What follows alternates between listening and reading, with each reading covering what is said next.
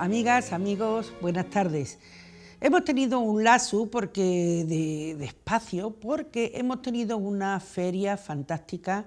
La verdad que estábamos con un poco de miedo porque la crisis, que si no sé cuánto, que si no sé qué, señores, gracias a Dios en nuestra feria ha habido mucha gente, ha hecho buen tiempo, que también es importante, y hoy venimos con un espíritu renovado, quizás un poquito yo más gorda porque he dejado de fumar y en un mes, la verdad, se nota unos kilos acumulados.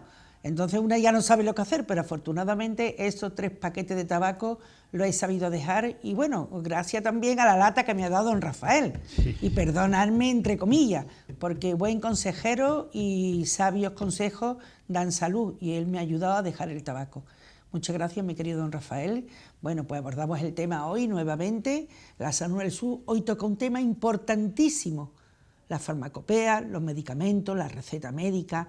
¿Cómo lo llamaremos? Bueno, pues es un cómputo de valoración, de conjunción, de interacción entre 3, digamos, farmacéuticos, medicamentos, facultativos, el médico.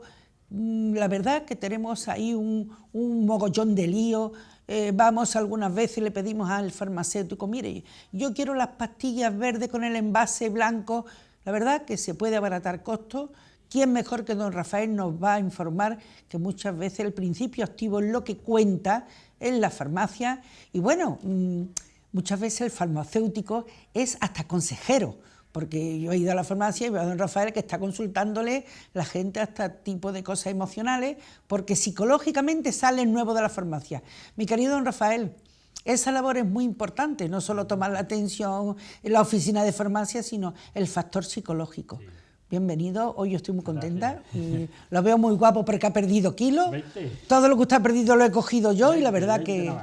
Bueno, pues muy bien, ahí estamos y cuando quiera pues tome esta palabra. Saludar a todos y quisiera entrar con un refrán árabe que dice que las mejores palabras son aquellas que llevan la verdad de quien las dice y el beneficio a quien las escucha. Yo voy a ver si soy capaz de, en este tema tan importante como la receta médica y la automedicación y efectos colaterales de los fármacos, si soy capaz de ser didáctico y ceñirme al tiempo que tengo. La receta médica es el compromiso ético y moral que adquiere el enfermo ante el médico cuando acude por una enfermedad. Esto el médico receta, pero viene precedido de una serie de trabajos que son los que van a informar y al final va a diagnosticar. El médico va a diagnosticar y según... Lo primero que hay que hacer, lo hace el médico, es una anamnesis, es decir, un estudio retrospectivo del enfermo, todos sus antecedentes familiares, si es alérgico o no alérgico a un fármaco, las preguntas que tiene que hacer respecto a la patología que manifiesta o dice el enfermo. Después vendrá la exploración, después vendrán las pruebas complementarias, pueden ser análisis clínicos, radiografías, resonancias magnéticas, tomografía computarizada, gammagrafía, en fin. Y después ya, con todos los elementos de conocimiento de ese enfermo, va a establecer una receta. Esa receta puede llevar uno o más medicamentos. Y esto es fundamental, porque si lleva un medicamento solo, la prescripción, normalmente no ocurre efectos colaterales o interacciones, porque hay un solo fármaco, pero eso es difícil. Normalmente la medicación va acompañada de 2 o más fármacos y en los ancianos hay polimedicación, es decir, muchos fármacos que es difícil que conocer todas las interacciones posibles entre esos fármacos, porque las posibilidades matemáticas son terribles. Hoy tenemos el conocimiento de 900 interacciones que están documentadas. Esto no hay ningún profesional, ni médico ni farmacéutico, que pueda tener en la cabeza las combinaciones de los distintos fármacos y las consecuencias mediante las interacciones que van a producirse. Pero lo que sí es importante es que sepamos que las 2/3 partes de los enfermos que ingresan en los hospitales en urgencia son debido al mal uso de los fármacos. Eso hay que tenerlo muy en cuenta y eso establece una responsabilidad entre los 3 elementos que, como bien ha dicho Dori, conforme o sea, conforman, perdón, esa interacción que es el médico, el farmacéutico y el enfermo. Ahí cada uno tiene su responsabilidad, sus derechos y sus obligaciones. El farmacéutico tiene, ya ha dicho el médico, pues el farmacéutico tiene la labor profesional de la dispensación, el seguimiento de ese enfermo de todos los medicamentos que lleva prescritos, y en el tiempo tiene que hacer un seguimiento a ver si efectivamente ese enfermo está tomando la medicación, si la está tomando en la forma correcta, en la hora y la pauta posológica que le ha recomendado el médico, de tal forma que es importantísimo que esto sea así, porque incluso tomando la cantidad que haya dicho el médico, si la toma, por ejemplo, en vez de un comprimido cada 8 horas, por poner un ejemplo del tema, toma los 3 medicamentos, los 3 comprimidos juntos al día, pues vamos a tener problemas seguros, ¿no? ¿Por qué? Porque el medicamento es como un ser vivo cuando entra en el organismo, sufre unos procesos que son lo que llamamos el proceso del LAMME. LAMME es el acrónimo de todo lo que va a suceder en el medicamento. LAMME: liberación, absorción, distribución, metabolismo y excreción. Y todo eso lo hace de una manera inteligente porque ha sido diseñado por la industria farmacéutica ese medicamento para que así sea. El problema se suscita cuando hay ya varios medicamentos, la persona es de edad elevada, ya tiene las facultades mentales un poco disminuidas, no es capaz de acordarse siempre de cómo tiene que tomarlo, y algunas presentaciones galénicas pues son casi, digamos, incompatibles con esa edad de esa persona. Por ejemplo, un colirio, como una persona que vive sola, que tiene 80 y tantos años, que le tiembla el pulso, que no tiene memoria, ¿cómo va a poder dosificar un colirio y aplicárselo correctamente? O, por ejemplo, si le mandan medicamentos que pueden, si van juntos y no separados, como el médico lo habrá dicho, según la cronobiología del día, pues si le toman juntos se producen interacciones o se producen efectos antagónicos. Hay que conocer, y lo tiene que decir el farmacéutico, que hay muchos medicamentos que interaccionan con los alimentos. Por ejemplo, las tetraciclinas no se deben de tomar con leche o queso, porque se produce una interacción. O, digamos, también pueden ser interacciones de tipo fármaco con fármaco. A veces lo que hace es una sinergia, es decir, un efecto sumatorio ampliando el efecto, con lo cual tenemos una sobredosis habiendo dado de cada uno la dosis correcta. Me explico. Por ejemplo, la amoxicilina junta con ácido clavulánico, amoxicilina más clavulánico, que ya viene en la misma molécula, ya el prescriptor ha tenido en cuenta la sinergia aditiva que tienen los dos, porque se potencializa la acción del clavulánico y también la de la amoxicilina. No me gusta poner ejemplos para que lo comprenda un medicamento de todos conocidos. Por ejemplo, en las enfermedades de la boca, el Augmentine, que es amoxicilina con clavulánico. Pues bien, se potencializa la acción de la amoxicilina gracias a que el clavulánico abre las membranas celulares, la abre, digamos, para que penetre dentro de la célula el antibiótico. Y así podríamos hablar de interacciones favorables, por ejemplo, por la asociación de un antagonista del calcio con un beta bloqueante en un enfermo hipertenso. O bien la acción negativa que tiene interaccional entre el alcohol y ciertos fármacos. La persona que bebe mucho normalmente tiene las albúminas plasmáticas, las tiene bajas, las seroalbúminas las tiene bajas. Al tener las seroalbúminas bajas, la fracción de la seroalbúmina que se une al medicamento para transcurrir durante todo nuestro organismo para que haga su efecto, que son las lipoproteínas, si están bajas hay pocas lipoproteínas. Como se van a ligar con el fármaco, hay poco elemento de ligazón. Entonces queda excesivamente fármaco libre, que es el activo, el que hace la acción.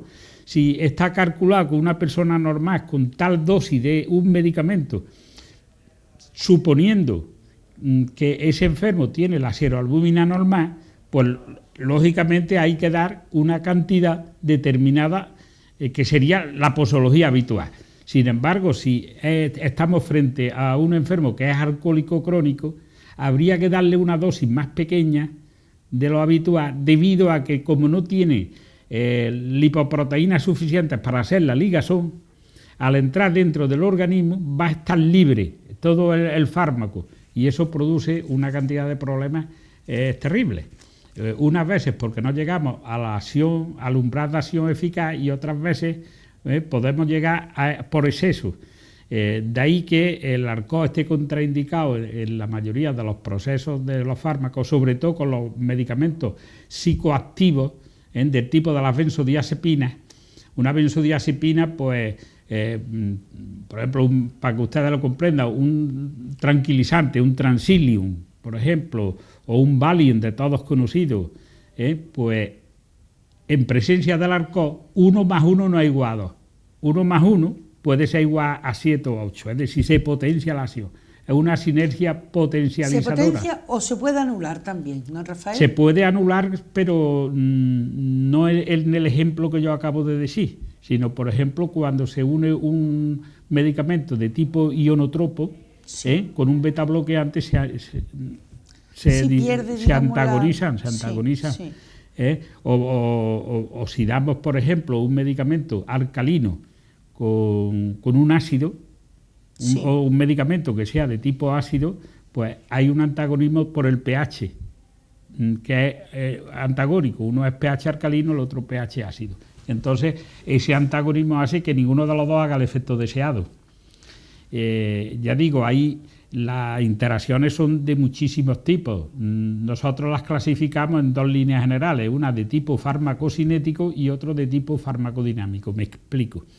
La interacción de tipo farmacocinético es aquella que se produce por el tránsito del medicamento dentro del organismo. Es decir, primero, al tomar un medicamento, estamos hablando de la vía oral porque es la general. Al tomar un medicamento por vía oral, lo primero que tiene que hacer el medicamento es liberarse, porque el medicamento va, si es comprimido, va recubierto el principio activo de una sustancia inactiva. La mayoría de los casos, hay veces que el excipiente también tiene actividad, pero esos son menos casos, y entonces se desprende dentro del organismo del excipiente. Ya hemos superado la fase primera, la liberación. Y ahora viene la segunda fase, que es la absorción. Ese medicamento tiene que absorberse para hacer efecto. Y lo primero que tiene que hacerse es diluirse, porque hemos partido de una sustancia sólida y va a diluirse con los líquidos de nuestro organismo por un proceso galérico que dice corpora non aqui nisi fluida, dicen los latinos, es decir, los cuerpos no se absorben si no están líquidos. Exacto. Primero tienen que pasar al líquido. Una vez que pasa la fase líquida, tiene que pasar las barreras celulares para entrar dentro de la célula y hacer su acción dentro de ella. Eso lo puede hacer en líneas generales por 2 mecanismos. Uno, por paso de membrana activo, difusión activa que se llama, es decir, ayudando al organismo a que penetre el fármaco, o lo puede hacer simplemente porque el fármaco, el principio activo, tiene tales características que no le hace falta ayuda. Y entonces digamos que pasa dentro de la célula por un mecanismo que se llama difusión pasiva, es decir, él tiene las características adecuadas para por un proceso de endósmosis pasar del exterior al interior de la célula. Y allí en la célula, lógicamente, es donde va a hacer su acción, sobre todo a nivel de mitocondria, que es donde va a hacer todo el metabolismo que tiene que hacer, porque el fármaco, además de hacer la acción, tiene que biodegradarse, hay que expulsarlo. Entonces, la tercera fase, hemos hablado de liberación-absorción, después viene la distribución. Pero, Rafael, ¿la mitocondria se puede considerar como si fuera el estómago de la célula? Bueno, para que la gente sí, entienda, es como, digamos, el vehículo de absorción para ser distribuida toda la célula, ¿no? Más o menos. La mitocondria es donde se produce la energía del organismo.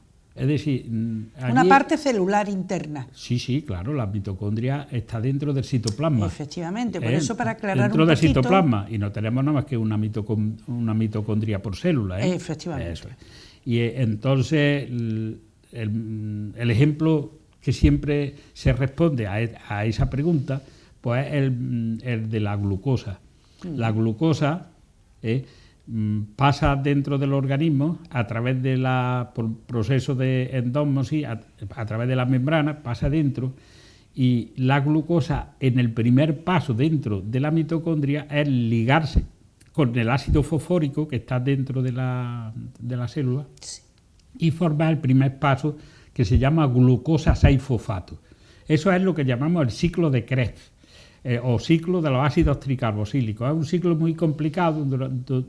Durante él se forman más de 20 moléculas distintas de forma habitual y correcta para llegar al final a una molécula que es lo que va buscando el organismo, que es la gasolina del cuerpo, el adenosintrifosfato, ATP. Todo ese proceso. Entonces, ¿qué pasa, por ejemplo, ya que he puesto el ejemplo de la glucosa en un diabético? Pues el diabético es que tiene exceso de glucosa. Entonces, la mitocondria se reúne con demasiadas moléculas de glucosa dentro de la célula, en el citoplasma. No puede metabolizar tanto. Es como el motor cuando el chicle se inunda de gasolina. Decimos que se gripa, sí, porque no puede, el motor no puede consumir tanta gasolina, el chicle no lo permite, no puede. Pues esto es, valga la redundancia, el ejemplo paradójico, pues es lo mismo. Y eso todavía no se ha demostrado, cómo podríamos de manera natural regular en los diabéticos el mecanismo de degradación de la glucosa mediante el ciclo de Krebs sin que haya acúmulo de glucosa. Ese es el quid de la cuestión. El día que se resuelva eso, ya no existen diabéticos en el mundo. Ese ahí está el tema. ¿Cómo se resuelve ahora? Pues con medicamentos antidiabéticos que inhiben la formación de la glucosa por parte de las células de los islotes de Langerhans, las células beta de los islotes de Langerhans que están en el páncreas. Pero a nivel molecular, a nivel celular, esto todavía no se ha resuelto. Por tanto, ahí está en pie. Pero retomando a lo que iba, que es el proceso del LASME, pues ese medicamento idealizado que hemos estado hablando ya se había liberado, se había suelto, se había distribuido a través de los tejidos, vía sanguínea, y después tiene que metabolizarse. Viene la M del LASME, metabolismo. El metabolismo normalmente se hace en el hígado. El hígado es un gran laboratorio que tenemos los humanos, que no hay ningún laboratorio artificial que sea capaz de hacer todas las reacciones de oxidación celular, de biodegradación tan complicadas que hace permanentemente durante las 24 horas del día, ¿no? Es un ejemplo a seguir. Y allí, para biodegradarse, depende de la estructura química del principio activo, del fármaco. De tal manera que si el fármaco es muy liposoluble, es decir, muy soluble en las grasas y poco soluble en el agua, el caso de las benzodiazepinas, os voy a poner otro ejemplo para que sea más atractivo al oyente, que es el caso de la marihuana, el cannabis sativa. La cannabis sativa tiene unos principios activos que son concretamente 62 y todos muy liposolubles.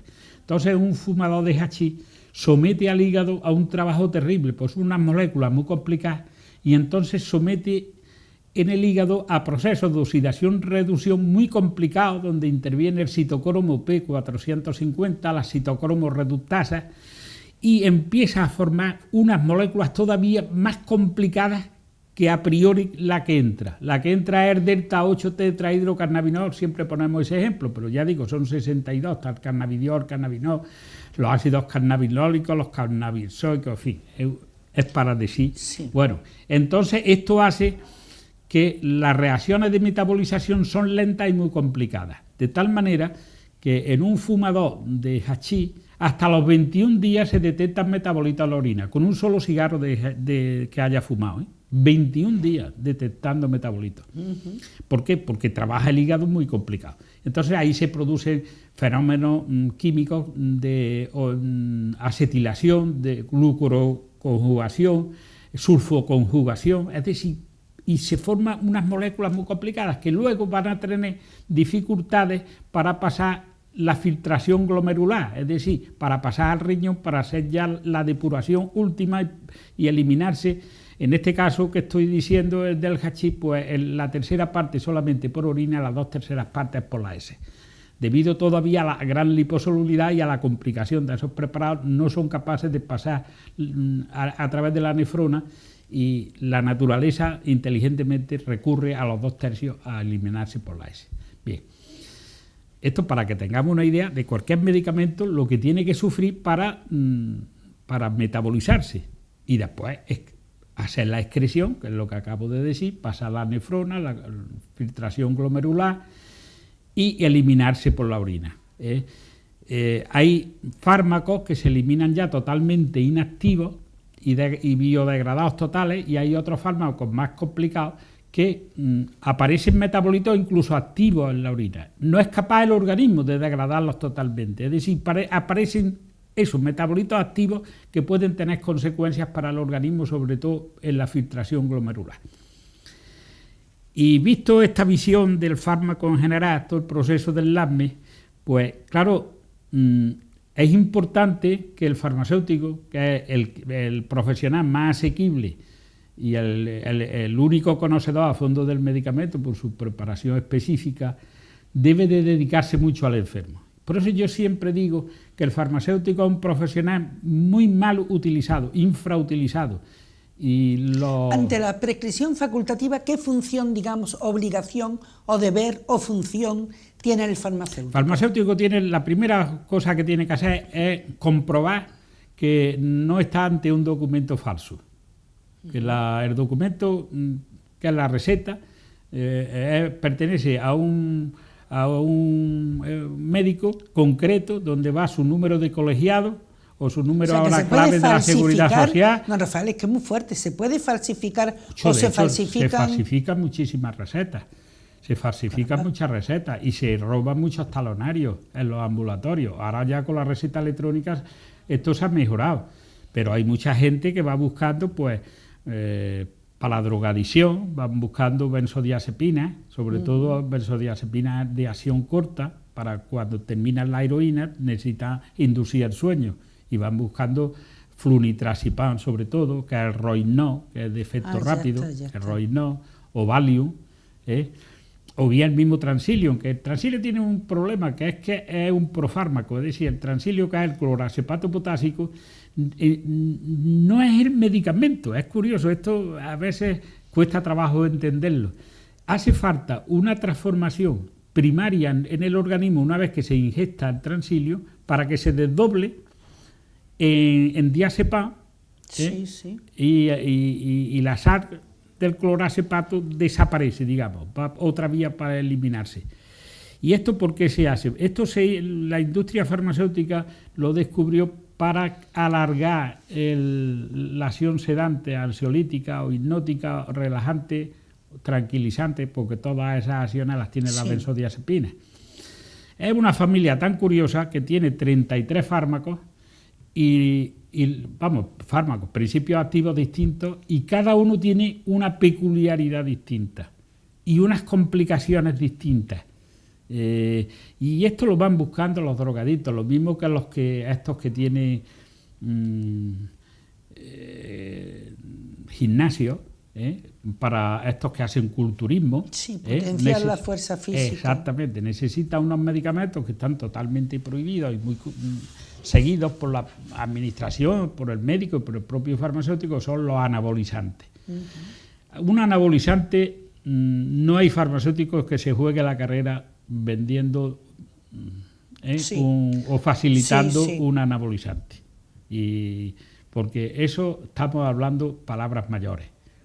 Lo mismo que tampoco se puede dar o vender una benzodiazepina, un psicofármaco, y mucho menos un heroico, es decir, un estupefaciente, un derivado o de la morfina, la propia morfina, o derivados, o incluso sintéticos como el fentanilo y compañía, el Durogesi. Esto lo van buscando porque, claro, el que tiene una enfermedad, un cáncer, pues no quiere pasar dolores, molestias, y a veces la medicación que se le pone no es suficiente. Entonces intenta, de la manera que sea, fraudulentamente, hacerse de estos preparados en mayor cantidad en una acción hedonista no sufría el dolor. Bien, entonces de aquí sacamos una conclusión, que primero lo que hay que hacer es que se produzca lo que llamamos en el terreno anglosajón el factor compliance. Compliance es la complicidad entre el farmacéutico, el médico y el enfermo, para que el tratamiento se realice siempre correctamente. Eso los americanos, un día hablaremos de esto en este ciclo que hemos iniciado de nuevo, lo llaman adherencia. Por eso yo adelanto que el próximo programa se va a llamar adherencia al fármaco. La adherencia al fármaco es la consecuencia final de una buena dispensación precedido de una buena prescripción, que es que el enfermo se involucre totalmente en resolver el problema del medicamento y de su enfermedad.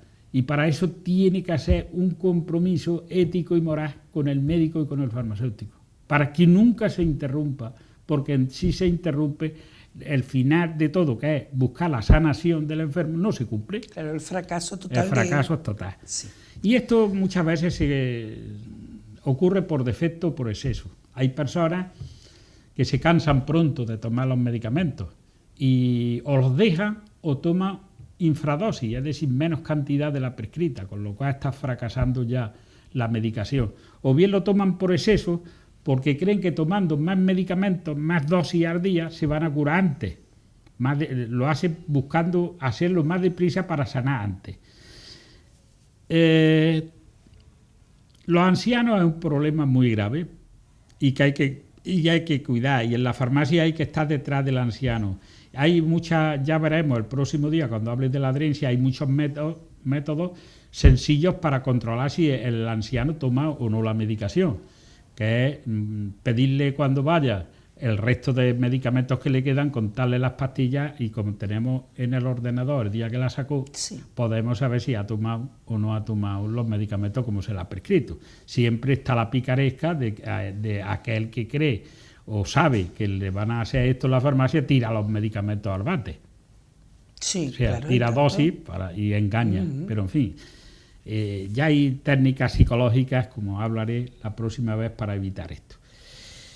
Luego hay que tener mucho cuidado con los medicamentos y los niños. Los lactantes no tienen la secreción de jugos gástricos suficientes para hacer la degradación hepática. Entonces, a veces las madres se preocupan excesivamente, creen que dándole más medicación al niño se va a curar antes. Y es una barbaridad, porque en un lactante vamos a pasar de la dosis correcta a una sobredosis inmediatamente, porque claro, la dosis es igual al peso dividido 75. En el momento estamos hablando de un lactante de 8 o 10 kilos, estamos hablando de una dosis muy baja, normalmente en gotas que se mide. Si la madre cree que dándole más gotas, más dosis, va a curar antes al niño, le está perjudicando, porque lo puede intoxicar, podemos tener una reacción iatrogénica no buscada del medicamento, o bien podemos producir una alteración del sistema gástrico.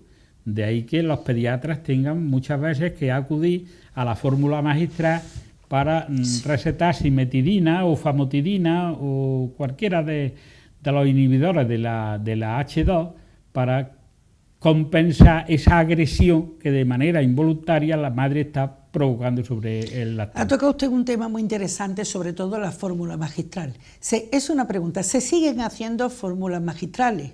Menos, pero se siguen haciendo, sí. que es una labor muy importante también del farmacéutico. Sí. Pero ha dicho también una cosita que no quiero que se me pase. Vulgarmente se decía, a través de la teta le entra el niño. Sí. Muchos cuidados los medicamentos que toman las mujeres que están en la lactancia natural, ¿no? Claro. Entonces eso yo quiero que lo aclare usted, porque eso es importante. Eso es lo primero que hay que hacer cuando una madre está lactando, estudiar los medicamentos que toma, porque la mayoría de los medicamentos pasan a través de la teta, sobre todo los liposolubles, porque la teta es liposoluble, la leche no es acuosa, es liposoluble, lleva grasa. Sí. La ginolactosa, que es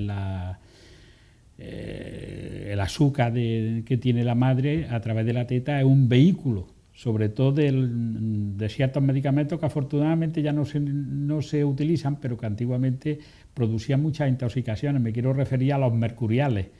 Hoy ya mercuriales solamente en colirio y también van desapareciendo. Sí.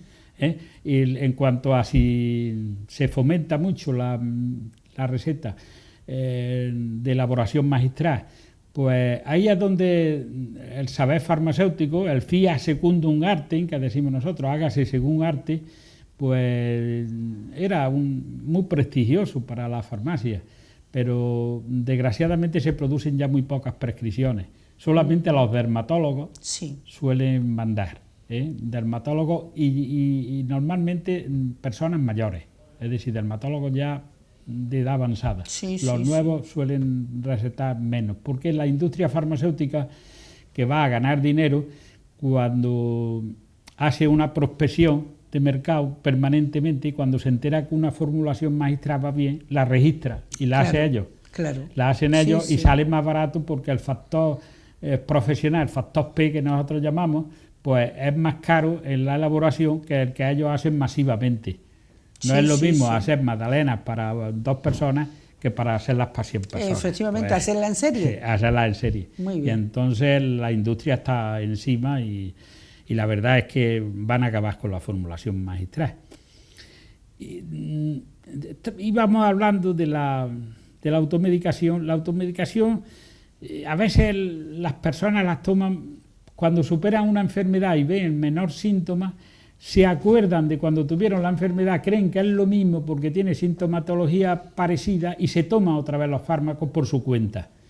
Esto puede tener muchos problemas. Uno de los problemas es que sea una enfermedad nueva. Exacto, con los síntomas similares. Claro, un síndrome nuevo. Sí. Otra, puede ser que no haga falta la medicación, aunque sea esa enfermedad, porque estemos ahora mismo ante un síndrome pasajero, no la repetición de la propia enfermedad. Y esto pues es importante, y hay que combatirlo desde la farmacia. También el uso que la gente hace alegremente de ciertos medicamentos, como por ejemplo peligrosos, en el sentido de que son complicados para su biodegradación, como son los corticoides, los antibióticos, la misma aspirina es ulcerógena. Afortunadamente ya se utiliza poco y la que se utiliza es a unas dosis muy bajas como antiagregante plaquetario, pero ya la aspirina para calmar un dolor pues no lo tomamos. ¿Por qué? Porque el riesgo de formar una úlcera de estómago es muy grande. En su tiempo y su acción ha sido un gran medicamento, qué duda cabe, todavía sigue utilizándose en el tema en cardiología para evitar la agregación plaquetaria. Y además es barato, y hoy que la administración está tan encima del precio de los fármacos, hay uno muchísimo mejor, que es el Clodiprog, el Iscover y el Plavix, pero claro, como son caros, la administración está encima del facultativo para que no se prescriba eso. Y entonces, que también son digregantes para los efectos igual, ¿no? Que la aspirina, ¿no? Antiagregantes plaquetarios, evita que se agreguen las plaquetas. Entonces, lo que se está utilizando hoy es el Sintrón, que tiene muchos problemas, porque la persona que toma Sintrón ya no puede tomar nada prácticamente, porque es incompatible con muchísimos fármacos, o bien la aspirina, dosis o bien de 100 miligramos por comprimido o de 300 miligramos en casos más severos. En cuanto seguimos con el mismo tema, con la automedicación, hay que tener presente siempre que la presencia de varios fármacos, como acabo de decir antes, ya al ser 2 fármacos se puede complicar la cosa. Cuando la medicación ya son muchos fármacos, pues las posibilidades de que aparezcan efectos colaterales o indeseables de los medicamentos aumenta estadísticamente terriblemente. Y ahí hay que estar para controlar todo esto. Por eso a las farmacias deben de ir sin prisa. A la farmacia no se debe de ir nunca con prisa. Es un sitio agradable de ir. Se trata a todo el mundo en plan familiar. Pero deben de aprovecharse en la farmacia del farmacéutico, que es un profesional que no cobra nada por su consejo farmacéutico, que está súper preparado porque toda la carrera la hace sobre el medicamento. Y deben de, sin cortedad ninguna, deben de preguntarle hasta la exhaustividad si es necesario, pero que de allí tienen que salir perfectamente mentalizados de cómo tienen que tomar los fármacos y qué tienen que hacer, qué alimentación tiene que llevar con la medicación, porque normalmente cuando se toman medicamentos por vía oral hay que tener una alimentación tipo mediterráneo, balanceada, equilibrada en todos sus macrocomponentes de glúcidos, lípidos, proteínas y todas las sales minerales, todo esto que se van a movilizar con los fármacos. Sobre todo hay que vigilar mucho el potasio en los diuréticos y en los hipotensores. Pues todo esto se lo dice el farmacéutico cuando ve la medicación que lleva. Oiga, tenga usted cuidado porque este medicamento que usted lleva le va a movilizar el potasio, le van a dar calambritos a nivel periférico, se va usted a preocupar, tiene usted que tomar un plátano al menos al día para reportar la cantidad de potasio que se pierde con este medicamento, o incluso si el medicamento no conviene que se elimine rápidamente, pues mire usted, cuando se acueste, haga usted el favor de acostarse en decúbito del lado derecho, porque acostado del lado derecho el vaciamiento gástrico se enlentece. Sí. Se enlentece. O tomarlo con alimentos sólidos. Eso es. Y cuando queramos, por el contrario, que el medicamento vaya más rápido dentro del organismo, oye, usted no coma usted frito, ni tome alimentos líquidos en exceso, porque van a acelerar el vaciamiento. Sí. Todas estas son, consejos muy importantes, parece que no tienen apenas importancia, pero esto puede evitar muchísimos problemas. Y ahí es donde los conocimientos científicos relacionados con la prescripción médica brillan por su presencia, y es cuando hay que aplicarlos. Ahí hay factores individuales y hábitos personales que modifican la farmacocinética de los fármacos. El tabaco mismo pues hace que el medicamento no se ligue bien a las lipoproteínas, y al no ligarse bien el medicamento va libre en el organismo y hace más efecto. Se produce con la misma dosis, en un no fumador hace mucho más efecto en el fumador, porque no tiene la seroalbúmina suficiente, las lipoproteínas suficientes para ligarse. Al no ligarse va libre y hace más efecto. Hay una cosa que me gustaría detenerme un par de minutos porque es poco conocida, que es el efecto de evisión plasmática. Me explico. Cuando se toman muchos medicamentos, todos compiten para ligarse a las lipoproteínas, como acabo de decir, pero hay veces que no hay lipoproteínas suficientes en el organismo porque el enfermo bebe mucho, porque fuma mucho, porque tiene una alimentación débil, no toma proteínas, en fin, la seroalbúmina en general está muy baja. Y entonces hay una competencia entre los fármacos para unirse a esos receptores, a las lipoproteínas. Eso es lo que llamamos efecto de visión plasmática. ¿Y qué importancia tiene eso? Pues muchísima, porque el medicamento que no logra ligarse porque tiene menos afinidad para la ligazón con las lipoproteínas, es el que queda libre, y ese hace un efecto muchísimo mayor, mientras que aquel que se liga a las lipoproteínas va a ser una acción farmacológica correcta normalmente, o incluso a la baja, pero nunca a la alta, aquel que no tiene la afinidad por el receptor.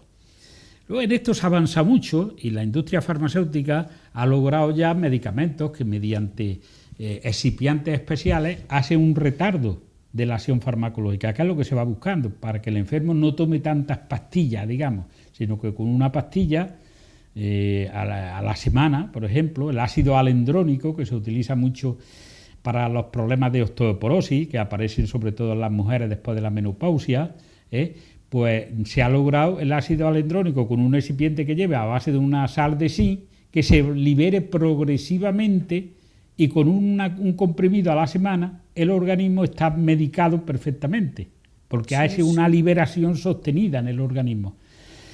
En esto se ha llegado ya a tanto que en el cáncer, por ejemplo, de próstata, que se utiliza el Decapeptyl semestral, con una inyección cada semestre, cada 6 meses, lleva un excipiente que va liberando la parte proporcional cada día de ese medicamento, y hace que el tamaño de la próstata que se va buscando que se reduzca, se va atrofiando, se va reduciendo progresivamente de manera lenta y progresiva, sin grandes alaracas, digamos, ¿no? Y entonces cuando el enfermo lleva un año, que son 2 inyecciones, logra que una próstata que estaba hipertrofiada, normalmente entre 60 y 80 centímetros cúbicos, a las 2 inyecciones, es decir, al año, ese decapeptic semestral ha logrado que pase la próstata a nivel de la de un niño pequeño, de 10 centímetros cúbicos, con lo cual ya no tenemos problemas de que ese cáncer que había en la próstata se irradie. Por lo menos está localizado, está controlado. Se evita incluso metástasis. Incluso metástasis. Para metástasis se utiliza hoy día los bifosfonatos. Los bifosfonatos eso se utiliza una inyección al mes, que se llama ácido soledrónico. En el mercado no hay nada más que uno, por lo cual puedo decir el nombre comercial, que es Someta. La Someta es un medicamento de 50 mililitros que se pone en un gotero a 20 gotas por minuto en vena, una vez al mes. Después, como es un medicamento muy fuerte, se somete al organismo con un suero lavador durante 10 o 15 minutos para que no queden coágulos en las arterias. Con esto se consigue que se reduzca el número de metástasis y el tamaño de ellas. Tiene el inconveniente de que cuando uno vaya a ponérselo, en la planta donde se vaya a poner la inyección, porque necesita cama, no haya ninguna embarazada en la planta. Curioso, puede... Sí, porque puede hacer un efecto radioactivo, puede perjudicar... Puede hacer un efecto embrioteratógeno, es decir, en la embarazada alterarse la división de los ácidos fólicos y cuando va en el feto, cuando va a dar lugar a dar a luz, pues aparece pues fetos deformantes o deformados. Aparece el labio, puede aparecer el labio leporino, puede aparecer la hendidura palatina, puede aparecer que el crío tarde, en vez de unos días después del nacimiento, en reconocer la luz natural, tarde 2 o 3 veces, lo que se llama el índice de Kranz bajo. En fin, todos estos son problemas que tienen todos estos medicamentos, pero sin embargo tiene la ventaja de haber llegado ya a formas galénicas, que podamos administrar un fármaco para que no tengamos que estar molestando al enfermo todos los días con venga medicamento, ¿no? En eso también pues los antioxidantes celulares han conseguido que con un comprimido, una dosis diaria, pues haga el efecto antioxidante sin repetir dosis. Me quiero referir, por ejemplo, al selenio. El selenio es un elemento químico que produce una inhibición de la multiplicación celular, es decir, un antioxidante, es un rejuvenecedor, y en los cánceres va muy bien, sobre todo los cánceres de mama y los hormonodependientes, el de mama, de vejiga y de próstata, y va muy bien, y es una sola dosis al día, un comprimido. Bien, pues esto es el avance que hemos tenido. Por eso, a raíz de este avance han surgido ciencias nuevas, ha surgido la cronobiología. La cronobiología es una ciencia que estudia detenidamente el tema del reloj en el organismo, es decir, el tiempo que tarda el medicamento en hacer su acción en cada fase del organismo. Es un reloj biológico, quizás. Eso es, controlado, unos conocimientos nuevos. Está la cronotoxicología, que es capaz de saber en el tiempo cuándo una medicación que puede causar efectos toxicológicos lo va a causar.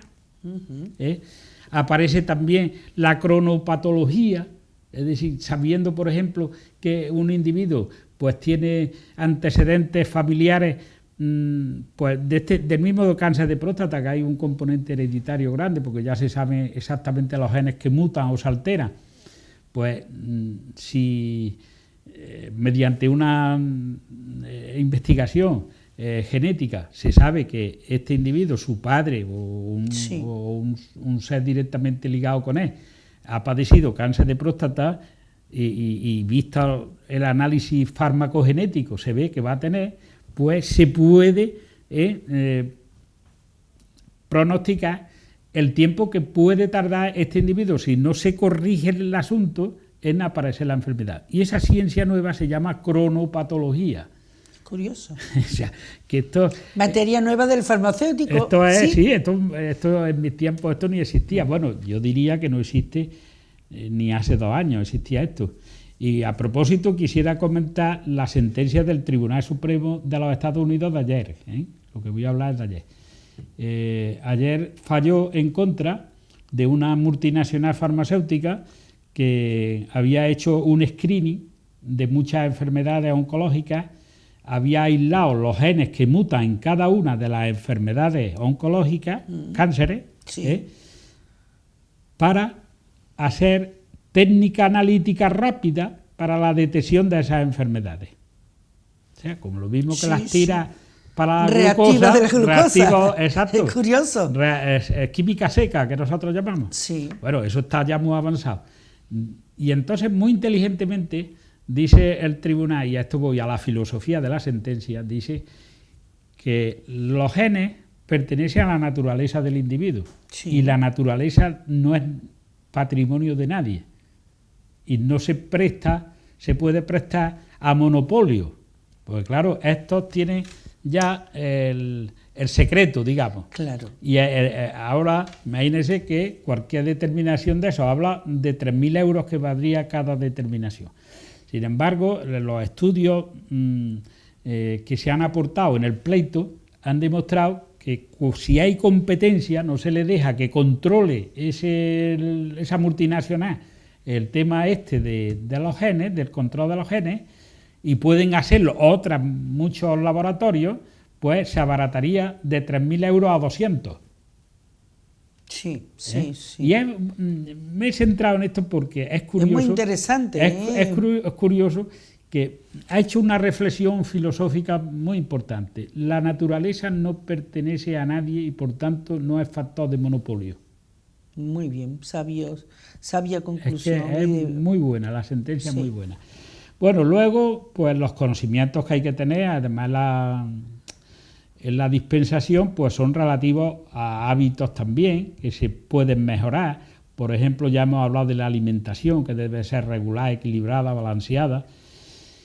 Los medicamentos normalmente, salvo excepciones, deben de tomarse después de la comida, con el estómago lleno, salvo las vitaminas, sales minerales, que se absorben mejor en ayunas y además no producen ninguna alteración gástrica. La actividad física. Siempre me preguntan, oiga usted, si hago deporte, ¿favorezco o desfavorezco la acción de mi medicación en mi organismo? Pues interesante pregunta.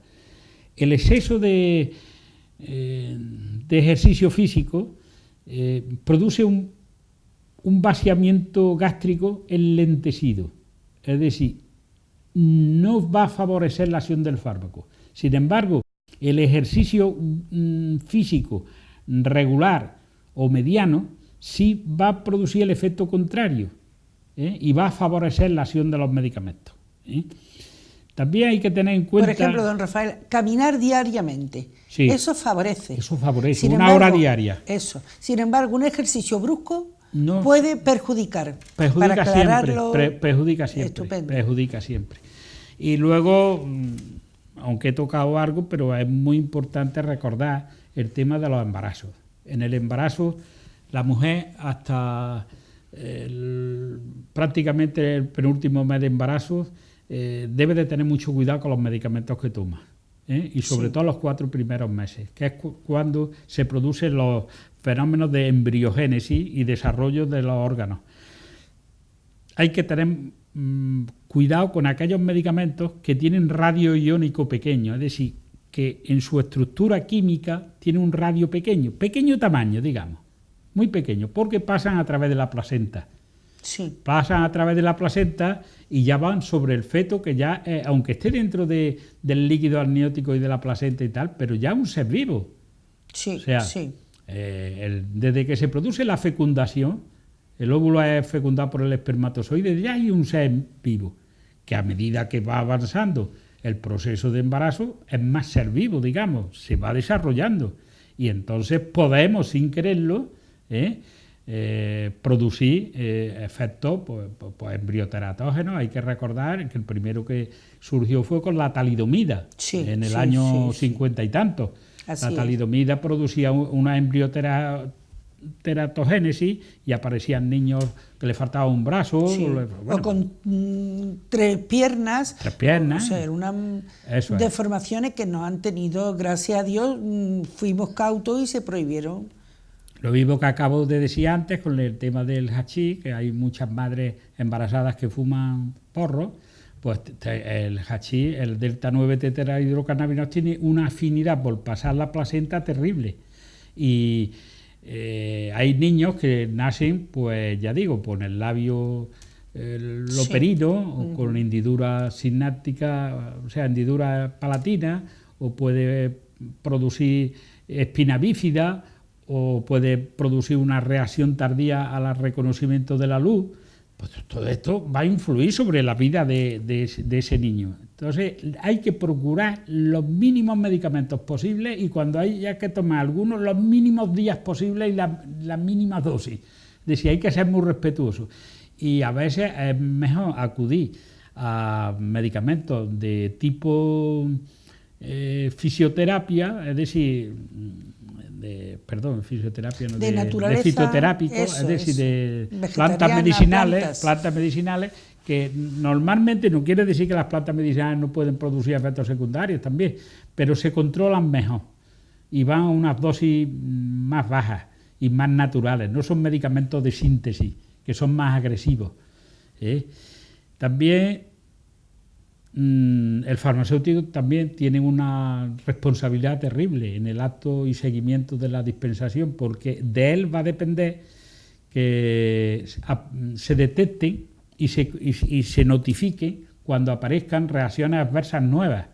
Continuamente están saliendo medicamentos nuevos, medicamentos de síntesis muy complicados en su estructura química, que cada vez van a aparecer efectos secundarios nuevos no conocidos. Entonces nosotros tenemos unas hojas amarillas, que se llaman, porque es de color amarillo, que se mandan a la Convención Nacional de Farmacovigilancia, que está en Helsinki, o bien lo comunicamos a Toxicología Madrid. Se manda la hoja rellena con el nombre del enfermo y la descripción de los efectos que el farmacéutico ha observado después del tratamiento. Y además acompañando toda una descriptiva de todos los medicamentos que este señor, que hemos detectado esa reacción, pues está tomando. Entonces, si esa reacción es nueva y en Helsinki han tenido otras respecto al mismo fármaco, porque estamos hablando de fármacos de aparición reciente, irrumpen en el mercado, que no hay tiempo para controlar los efectos secundarios. Entonces, la Organización Mundial de la Salud ordena a los laboratorios que están autorizados para elaborar ese fármaco a que en el prospecto se ponga. Se haga constar. Se hace constar. Por eso a veces los prospectos mejor no leerlos. Yo precisamente tengo 3 preguntas de personas seguidoras de nuestro programa. Y yo quiero, si es tan amable, que la conteste, porque tengo una chica muy preocupada. Acompañó a su suegra a radiología, a la zona externa, estaba embarazada de 4 meses y tiene un poco de miedo porque, aunque no entró en radiología, pero sí se quedó en la zona externa, pero dice que vio en las puertas un disco indicador de aconseje, porque está un poco preocupada. ¿Qué debe hacer una embarazada? ¿Debe de acompañar, quedarse fuera, nunca entrar en radiología? Dígalo. Si puede que no entre. Acompañando, si está embarazada. Pero si entra, como no va a sobrepasar el nivel de protección, o sea, ella está protegida fuera. El que no está protegido es el que entra a hacerse la prueba. Es muy difícil. En el pasillo se puede quedar tranquilamente sin miedo. No pasa nada, Eso está con láminas de plomo, las paredes, en fin, que no hay posibilidades. Pero bueno, entonces no podríamos vivir donde vivimos. Eso, que se quede tranquila. Porque aquí tenemos permanentemente, estamos sometidos a radiación, ahí tenemos una base nuclear en Rota, donde hay conos nucleares emitiendo permanentemente radiaciones, y estamos viviendo También es verdad que hay unos estudios epidemiológicos hechos que en la zona de Rota, Chipiona, Trebujena, San Lucas, incluso Jerez, hay más cánceres concentrados y son por lo que acabo de decir. Ahí, y ahora se va a empeorar porque van a venir los, ¿cómo le llama esto? Los parapetos, todos los misiles. Don Rafael, precisamente hay una seguidora nuestra que sí nos pide que si se pudiera hablar del cáncer generalizado en este triángulo, casi triángulo, porque ha aumentado, un día especificar un poquito, tranquilizar a la gente, porque hay gente que dice, pero usted que en esta zona hay muchos cánceres, y yo le digo, mire usted, yo no lo sé. Hay cánceres, sí, hay entonces cánceres. pues Hay un cánceres. día, si a usted le parece bien, Sí, se habla un poquito. Hablamos. Y otra cosa, ya hablamos nosotros, Dori, aquí del cáncer. Cada día se avanza más y se conoce más. Ya sabemos que es la multiplicación celular aberrante producido por el alargamiento de los... el triángulo que es el miedo que tiene la gente, pero que pueden vivir sanamente sin tener miedo ni... Sí, claro, pero que tenemos más riesgo que uno que viva en Sevilla, por ejemplo. Sí, pues... Y otra cosita, hay una persona que tiene una artrosis, le han mandado unos parches, creo recordar, de lidocaína, me parece que tengo puesto aquí. Entonces me dice, ¿es contraproducente? ¿Qué tiempo debe utilizarlo? ¿No tiene efectos secundarios? Porque en la rapidez, como usted dice, va a la farmacia, se trae los sobres, no ha preguntado, y esta mañana, a última hora, por favor, pregúntale a don Rafael. Digo, bueno, le preguntaremos. Primero, para que esté tranquila, no se produce adicción, no se produce habituamiento. Sí. Una cosa distinta si fueran parches ya de fentanilo o de morfina. Pero esto no produce habituación ninguna. La lidocaína es un anestésico local. Que es lo que se usaba en los dientes, ¿no? Sí, la lidocaína, cuando va uno al dentista, la anestesia que pone es lidocaína. Sí. Es un anestésico local, además de efectos rápidos. Lo que pasa es que como ese va vía dérmica, en los parches esos, lleva un vehículo, que es lo que acabo de decir antes, que va liberando el medicamento poco a poco. Si no fuera así, el parche no haría más de media hora de efecto. Eso me decía que era 12 horas o una cosa. Claro, porque lleva un vehículo retardante. Entonces va liberando la dosis progresivamente para que la acción farmacológica se sostenga en el tiempo. La última pregunta que tengo, ya que estamos fuera de tiempo, me decía... soy enferma de cáncer y eso me viene a mí también muy bien saberlo. Dice que tenía problemas porque había cogido un poquito de anemia por los regímenes de adelgazar y tal, se le estaba cayendo un poco el pelo y las uñas, le mandó el dermatólogo selenio.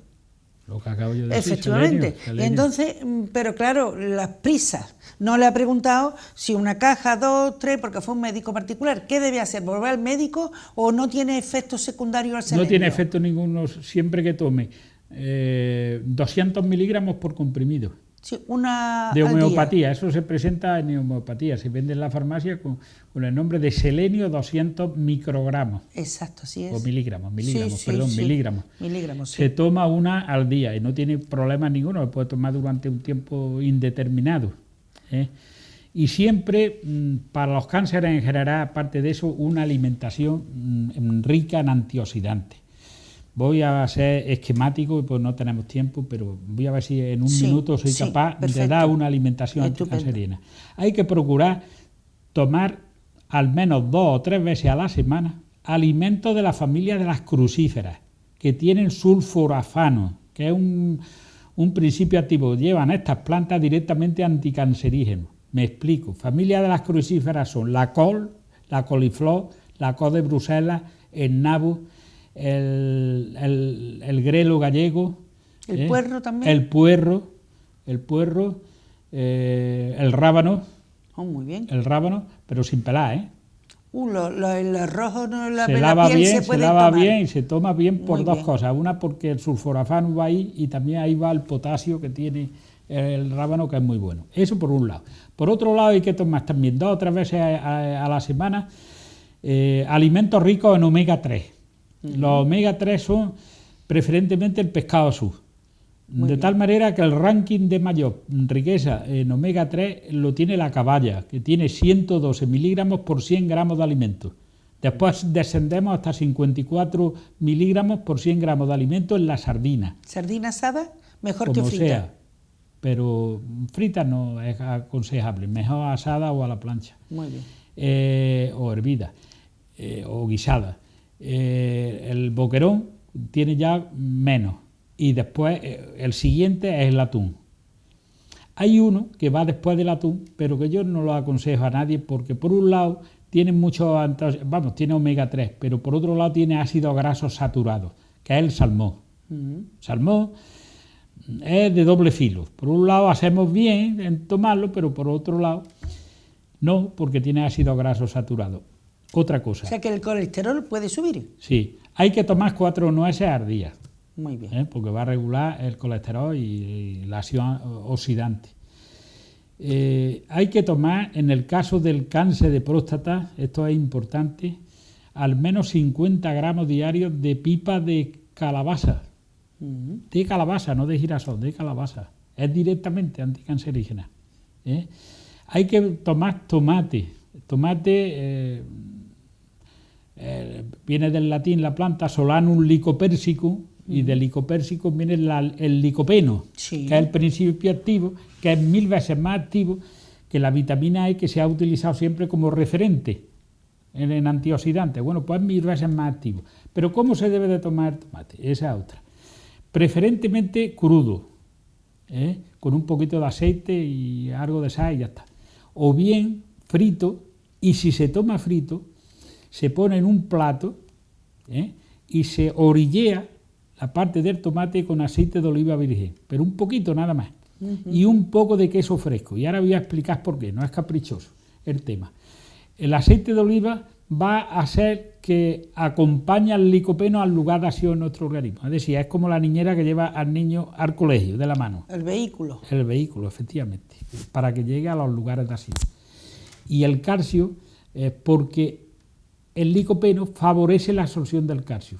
El calcio es un elemento interesantísimo para nuestro organismo, pero tiene un inconveniente, que no se absorbe nada más que el 20% de lo que se ingiere.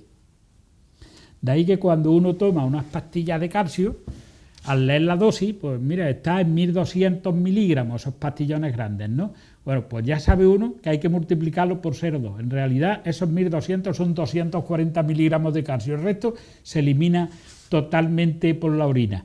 Pero se ha visto que la combinación del tomate con el aceite de oliva orillado y el queso fresco, siempre fresco, porque el queso una vez que envejece ya pierde el calcio. Sí, Mientras más fresco sea, mejor. Es uno de los vehículos mejores que tiene. O sea que se fija el calcio con esos tres: el aceite de oliva, el tomatito y el queso fresco. El queso fresco. Del que sea, de cabra, de vaca, de lo que sea. Y se absorbe el licopeno. Bueno, pues ya prácticamente y por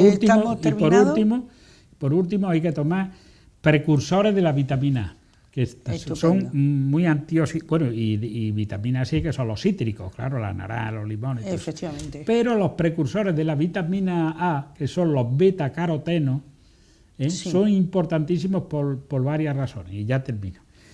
Una, porque el beta-caroteno, al dar vitamina A en nuestro organismo, se hidroliza y de una molécula de beta-caroteno da lugar a 2 moléculas de vitamina A, con lo cual se enriquece porque da a doble moléculas de vitamina A. Esa vitamina A es fundamental para la piel, la sanidad de la piel, para la retinopatía diabética, los diabéticos, para que no pierdan vista, y además regula todo el proceso de regeneración de las células de la nefrona en el riñón. Y bueno, al ser antioxidante fuerte, pues lógicamente va directamente contra el cáncer. Yo con esta pincelada tan corta... Que se encuentra en la zanahoria, ¿no? En la zanahoria, la remolacha. Exacto. Y la cebolla. Discúlpeme, don Rafael, porque ya estamos fuera de tiempo. Y además, sabios consejos, porque una zanahoria, ya estamos en junio, prácticamente tenemos el verano encima. Hoy va a ser un día de calor, de hecho está haciendo ya. Sí. Lo que sí sería conveniente, pues vamos a aprovechar las cosas naturales que tenemos en esa colonia de Montalgaida, que hay una zanahoria fantástica, una zanahoria antes de irse a tomar el sol. Precaución con el sol, precaución con los cánceres de piel, pero bueno, también un poquito de sol, antirraquítica, vitamina E Y bueno, sabios consejos y nos vemos el próximo viernes, Dios mediante, en el mismo sitio y a la misma hora. Gracias por recibirnos, por esta ventana abierta y, cómo no, a Telesanlúcar, nuestra televisión de siempre, nuestra televisión al servicio de la salud y de los demás, del ciudadano. Gracias, nos vemos el próximo día, como anteriormente digo. Gracias.